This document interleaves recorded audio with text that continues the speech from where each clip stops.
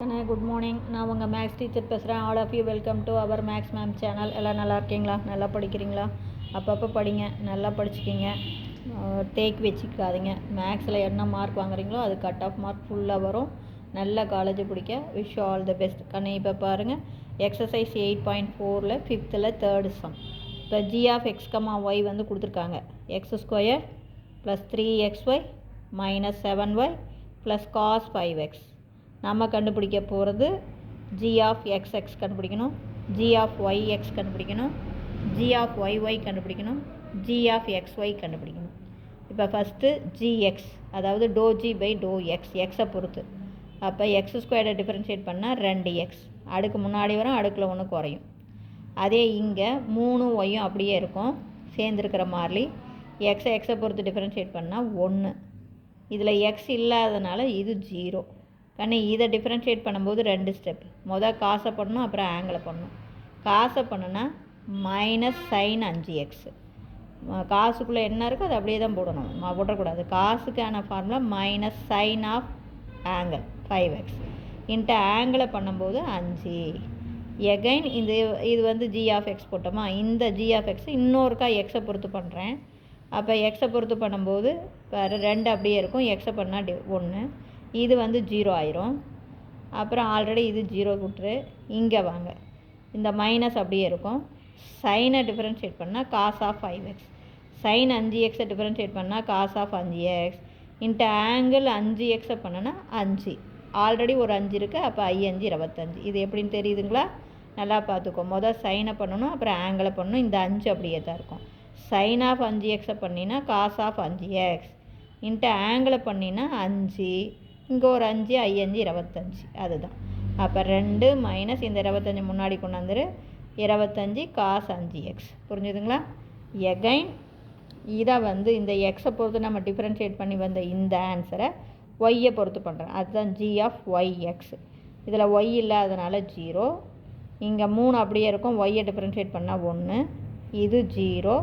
இங்கேயும் ஒய் இல்லாதனால 0. அப்போ நம்ம ஆன்சர் 3. புரியுதுங்களா? எகைன் கணக்கு ஜியை ஒய்யை பொறுத்து டிஃப்ரென்ஷியேட் பண்ணுறோம். இதில் ஒய் இல்லாதனால என்ன சாமி 0.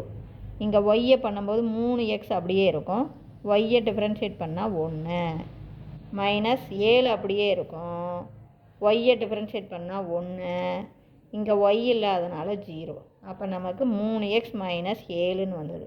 அப்போ இந்த ஒய்யை பொறுத்து பண்ண ஆன்சரை எகைன் ஒய்யை பொறுத்து பண்ணால் இதில் ஒய்யே இல்லை, அதனால் 0 ஆயிரும். எகைன் இந்த ஆன்சரை எக்ஸை பொறுத்து டிஃபரன்ஷியேட் பண்ணால் 3 அப்படியே இருக்கும், எக்ஸை பண்ணால் 1, இது 0 ஆயிரும். அப்போ நமக்கு 3. புரிஞ்சுதுங்களா? இதில் ஏதாச்சும் டவுட் இருந்தால் கேளுங்க. நீ அப்படியே எதை பொறுத்து பண்ணுறோம் அப்படிங்கிறது தான். அதாவது எக்ஸை பொறுத்து பண்ணுறேன்னா எக்ஸில் தான் உனக்கு கவனம் இருக்கணும். அப்போ இது 2x, 3y அப்படியே இருக்கும், எக்ஸை டிஃபரன்ஷியேட் பண்ணால் 1. இதில் எக்ஸ் இல்லாதனால 0. இங்கே எக்ஸை பொறுத்து பண்ணும்போது 2 ஸ்டெப்பு. மொதல் காசை பண்ணணும், அப்புறம் ஆங்கிளை பண்ணணும். காஸ் ஆஃப் 5x பண்ணால் -sin ஆஃப் 5x இன்ட்டு ஆங்கிளை பண்ணனா 5. இவ்வளோ தான். எகைன் இந்த எக்ஸை பொறுத்து பண்ணுறோம்னா இங்கே பாருங்கள் 2 அப்படியே இருக்கும், எக்ஸை டிஃபரன்ஷியேட் பண்ணால் 1. இதில் எக்ஸ் இல்லாதனால 0. இங்கே பார்த்தீங்கன்னா மைனஸ் அப்படியே தான் இருக்கும், 5 அப்படியே தான் இருக்கும். சைன் 5x பண்ணால் cos 5x into angle 5x பண்ணால் 5. ஆல்ரெடி ஒரு 5 இருக்கனால 5 25. இவ்வளோ தாங்கண்ணு. புரியுதா? எகைன் இந்த எக்ஸை பொறுத்து பண்ணின ஆன்சரை ஒய்யை பொறுத்து பண்ணுறோம் அப்படின்னா இதை பாரு, இது ஒய்யில் இல்லாதனால 0. இங்கே ஒய்யை பொறுத்து பண்ணுனா 3. இங்கே ஒய் இல்லாதனால 0. இவ்வளோ தான். இப்போ ஒய் அப்படின்னா என்ன? கணக்காக ஒய்யை பொறுத்து பண்ணுறோன்னு அர்த்தம். அப்போ இது என்ன? ஒய் இல்லை, 0. இங்கே ஒய் இருக்குது, அப்போ 3x அப்படியே இருக்கும், ஒய்யை பொறுத்து பண்ணால் 1. இங்கே -7 அப்படியே இருக்கும், ஒய்யை பொறுத்து பண்ணால் 1. இங்கே ஒய் இல்லாததுனால இந்த டேர்மில் ஒய் இல்லாதனால 0.